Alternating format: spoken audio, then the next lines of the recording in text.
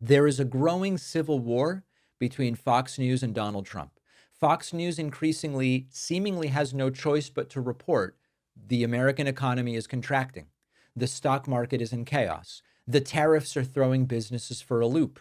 And a fascinating thing happened yesterday where Stephen Miller, Donald Trump's sort of Voldemort in residence, went on Fox and told them on their own network, you got to fire your pollster. The funny thing is, a lot of the stuff on Fox is terrible. Their polls are actually pretty good.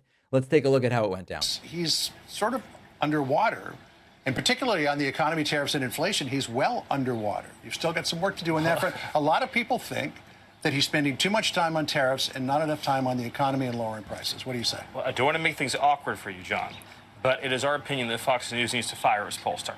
And I won't surprise you with that. I don't think you're surprised that I'm saying that. But the Fox News pollster has always been wrong about President Trump.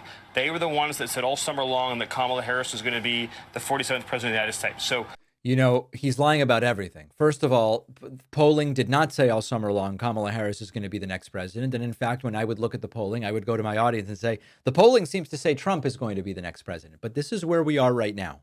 Fox News is too anti-Trump for Trump's own advisors because of polling. It's not because of commentary. It's not because of an editorial. It's because polling commissioned by Fox News from professional pollsters doesn't say what the Trump White House wants it to say. Now, this is significant for a couple of reasons. It actually happens to be the case that Fox's polls are relatively reputable. They don't do them in-house, right? It's not Ainsley Earhart polling people. They hire legit pollsters like Bacon Research or Shaw and Company. These are firms that have worked with both political parties. They have a track record of really pretty accurate results. Even during the 2020 election, Fox News's polling was broadly in line with the aggregate. So this is part of a long-running pattern. Trump world treats facts themselves as hostile when they are inconvenient. I write about this in my book. Remember when polling in 2020 showed Biden ahead? I reported those numbers at the time, and I got emails from people furious about the fact that I was sort of like assuming Biden was going to win. I was reporting what the polling said, and the polling has always been pretty okay. By the way, the pollsters didn't say Kamala would be president. They did not say that at all. Here is Stephen Miller on the tariff plan during the same interview. fraction of that. A lot of it, of course, has gone to Mexico. Much of it, of course, has gone to Europe and Asia. The president has been committed. This is a national security necessity that we have to have automobile manufacturing in the United States.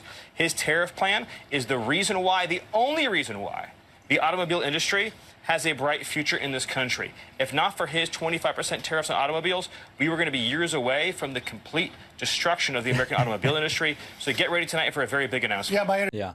You know, this is classic Trump economic fantasy land.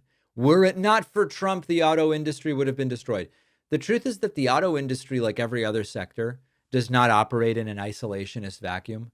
And Trump's tariffs previously have raised costs across the board. They've hurt international competitiveness. They've invited retaliatory tariffs from other countries. And Trump's own economic advisors have admitted at times that these tariffs cost American consumers and don't deliver long-term gains. And that applies to the auto industry as well. So what we're seeing here is the collapse of the feedback loop. When your movement starts turning on the very institutions you rely on to measure reality, like polling firms, you're not trying to win. You're trying to fabricate a world where you already have a reality, but you don't want people to pay attention to it. It is Fox News versus MAGA now, and it's telling that even one of the most Trump-aligned media outlets isn't Trumpy enough anymore.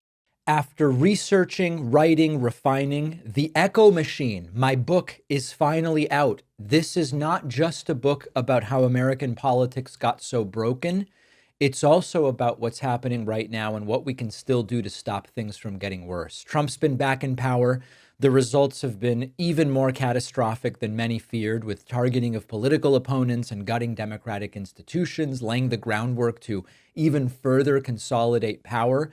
But the thing is that none of this is inevitable. The same forces that brought us here can be countered if we understand how they work and what to do about them. And that's what the Echo Machine is all about.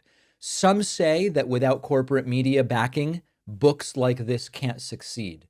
I think we can prove them wrong. You can get the Echo machine right now at davidpakman.com/echo on Amazon, Barnes & Noble, Audible, Kindle, or by calling any local bookstore and asking them to order it. This book is more important than ever.